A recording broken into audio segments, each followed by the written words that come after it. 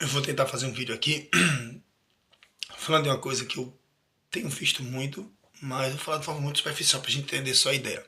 Meu cabelo tá parecendo com o de Debi Lloyd. Aqui, ó. Percebi agora no banheiro. Galera, imagina o seguinte. A gente vive numa dualidade. Sempre a gente vive numa dualidade. Sempre a gente foi ensinado, a gente foi programado para viver numa dualidade. Imagina que exista... Vamos lá, um campo de futebol ou uma estrada, eu vou usar os dois exemplos. Um campo de futebol, ou de rugby, ou de basquete, onde dois times vão jogar, mas a gente foi educado, foi criado a ter que torcer para algum time, porque meu avô, meu bisavô, meu pai, minha família é esse time por causa das cores ou porque não sei. E eles vão lá e dividem, metade do campo ou da quadra é de uma torcida e outra metade da outra. E a gente fica ali se degladiando, querendo ter. A gente apela para que o nosso time ganhe. Quando qualquer coisa a gente acha que foi uma falta, quer no basquete ou quer no futebol. Quando o time da gente erra, a gente acha que o juiz está roubando. Mas porque a gente está defendendo aquilo que a gente pensa, aquilo que a gente foi ensinado a dentro da dualidade, o lado que a gente, dentro da dualidade, escolheu ou escolheram pra gente. E a gente perde o espetáculo, que é dois times maravilhosos jogando ali dentro, com atletas maravilhosos, fazendo jogadas maravilhosas. Onde a gente podia estar muito bem misturado, ver o espetáculo, ganhou ou perdeu, pouco importa. Sabe? Ou então uma estrada, onde a gente tem um lado da estrada é o meu lado, é a minha cidade, é o que eu tenho que defender, onde eu faço as minhas muralhas, as minhas ideias, as minhas leis, que são muito egóicas, baseadas naquilo que é bom, para aquilo que eu escolhi como muito importante. E o outro lado que é do mesmo jeito. E a gente luta, e de repente, aí eu achei que no outro lado tem uma coisa que eu preciso, o que eu quero ter. Ou que às vezes um líder, o líder da minha aldeia, o líder da minha cidade, o líder da minha muralha, do meu castelo, qualquer coisa, ele quer ter por interesse pessoal, mas ele coloca na cabeça de todos, dentro de um sistema, ele coloca na cabeça de todos que aquilo é importante e a gente tem que invadir. Porque somos mais fortes, porque Deus está conosco. Isso pode acontecer do outro lado, então existem guerras. Mas a maravilha seria a gente tirar as muralhas, curtir entre si e caminhar esse caminho que está entre as duas muralhas. E o que eu quero dizer com isso? Qualquer coisa que esteja dividido em dois lados opostos, onde um veja o outro como errado e o outro veja um como errado, isso não está certo. Isso talvez não, isso não parte de uma fonte boa, de uma fonte amorosa. Entendeu? E por que eu digo isso? Porque a gente fica. A gente começa a se limitar muito. A gente se limita muito dentro dessa questão da dualidade. É a história do um lado, o outro em cima do muro. Eu costumo dizer que as pessoas estão acima do muro. Não é em cima do muro, é acima do muro. E talvez até o termo em cima do muro tenha sido um termo usado de forma pejorativa para fazer com que você entre na dualidade quando você quer sair dela. Você fala, não, eu quero sair dessa dualidade. Eu não sou obrigado a ter, né, aquela religião ou outra. Por que tem que ter religião para me religar com alguma coisa que talvez já tenha colocado a coisa mais importante da existência dele dentro de mim? Né? Qualquer crença que você tenha, se você acredita que o Espírito Santo está dentro da gente, por exemplo, dentro do catolicismo, dentro do cristianismo, então por que eu tenho que ter um líder, uma pessoa para me ligar aquilo que já está dentro de mim? Né?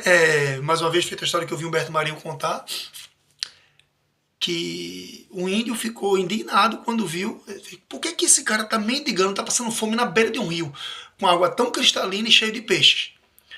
Ele não está querendo dizer que o cara é preguiçoso, ele está querendo dizer que a gente foi acostumado a pagar por aquilo que é gratuito. A hora que eu quiser, eu vou no rio e pesco.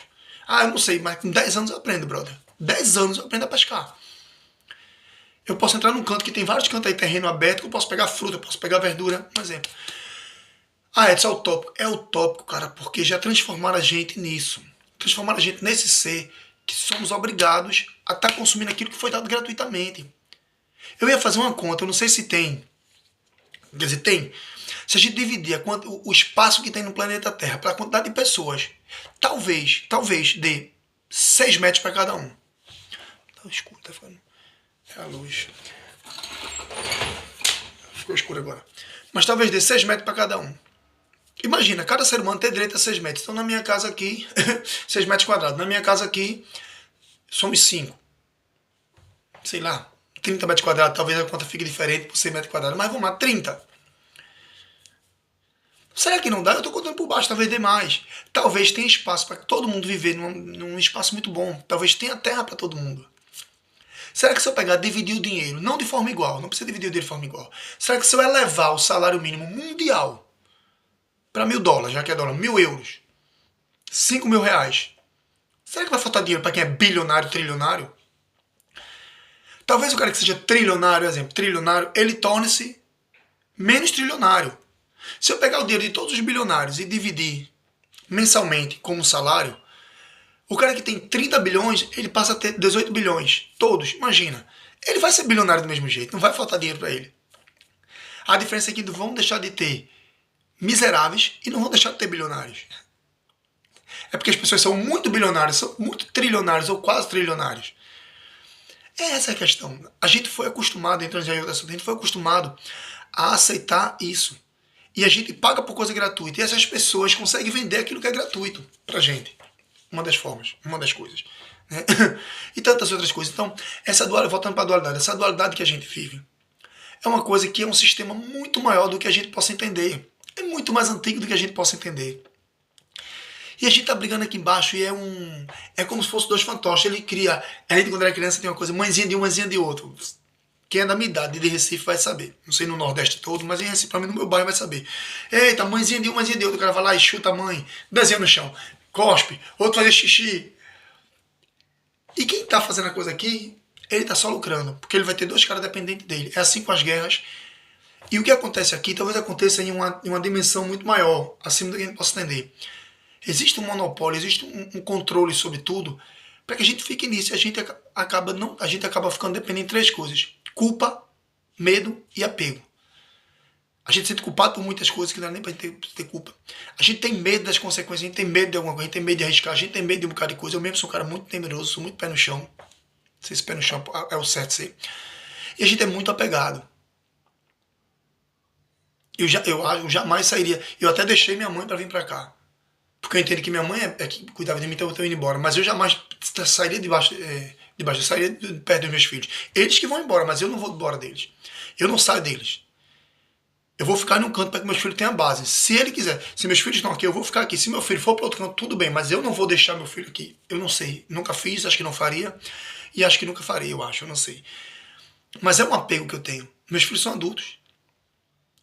Eu só estou dando um exemplo. Então, o apego prende a gente a algumas coisas. A gente tem apego a roupas. Eu trabalho lá onde as pessoas vão embora. Na família dele não tem ninguém que vá usar aquelas roupas. Eles querem que a roupa volte. Pode ser aquela questão do luto, feita a menina falou ontem. É uma das fases do luto. Você pega a roupa da pessoa. Mas é um apego que não tem necessidade. Até porque dentro do lar tem pessoas que precisam muito mais. Quer dizer, que precisam da roupa que ele não vai precisar. E a gente tem que devolver, não, devolve, toma, porque o dono está pedindo, a filha do dono está pedindo, a irmã do dono está pedindo, a mulher do dono, o marido da dona está pedindo. É um apego desnecessário. É um apego desnecessário. Então, medo, culpa e apego. Né? Então, assim, essa dualidade, a gente tem que destruir isso, pessoal. Não tem que ter nenhum lado, não tem que ter nada disso. Se a gente começar a entender, talvez a gente pense de forma diferente, a gente age de forma diferente. Então saia disso. Não tenha medo de ser a pessoa equilibrada, a pessoa neutra, a pessoa do meio, porque não há problema nenhum nisso. Não há problema nenhum nisso. Imagina que as coisas são tridimensionais, assim, três dimensões. Altura, largura, né? E comprimento. Por que a gente fica só frente e verso? Sabe? É mais ou menos isso. A dualidade é uma dimensão. Não é dimensão, como eu posso dizer, uma bidimensão, não sei. Mas é uma coisa de dois lados, é um papel, frente e verso. Mas a gente em si somos tridimensionais.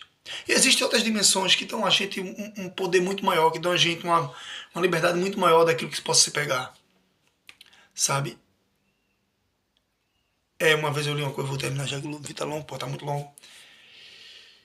E eu vi uma palavra que Jesus diz para Maria Madalena. A matéria trouxe uma paixão que não tem origem divina. E matéria entende tudo aquilo que possa se pegar. Celular, óculos, carro, dinheiro, genitália masculina e feminina, o sexo, o corpo, o peito, a perna, a roupa. A matéria trouxe uma paixão que não tem origem divina. A partir dessa paixão, todo o corpo se corrompe. Mas tendo bom ânimo. E quando estiver fraco, sem força, vá buscar estímulos e força nas diferentes manifestações da natureza. Quando eu li isso, eu, caramba, achei um Cristo muito poderoso, uma coisa muito diferente de tudo aquilo que eu tinha aprendido. Mas era um Cristo. Eu me assustei porque eu associei a Nova Era, que também botaram o nome nisso. Quando eu vi o filme Avatar, eu nem vi, quando eu vi aquele porra no culto, isso é Nova Era. Porra, o que é que tem? Eu não sei porra nenhuma, eu não sei o que é Nova Era, eu não sei o que é verdade, o que é mentira, se existe ET, se não existe. E nessa dualidade, mais uma para fechar melhor. Existe o ontem, o hoje e o amanhã. Mas a gente fica na dualidade do ontem e do amanhã, do ontem e do amanhã, do ontem e do amanhã. E o hoje? Mais uma vez a dualidade levando a gente a pensar só em dois lados em vez do terceiro. E o mais importante seria o terceiro. O amém. O mais importante seria o caminho do meio. O mais importante seria o jogo de futebol. Em vez das torcidas, o jogo. Em vez da cidadela, a pista. Em vez do ontem e do amanhã, o hoje. Tá bom. Bom ano pra gente.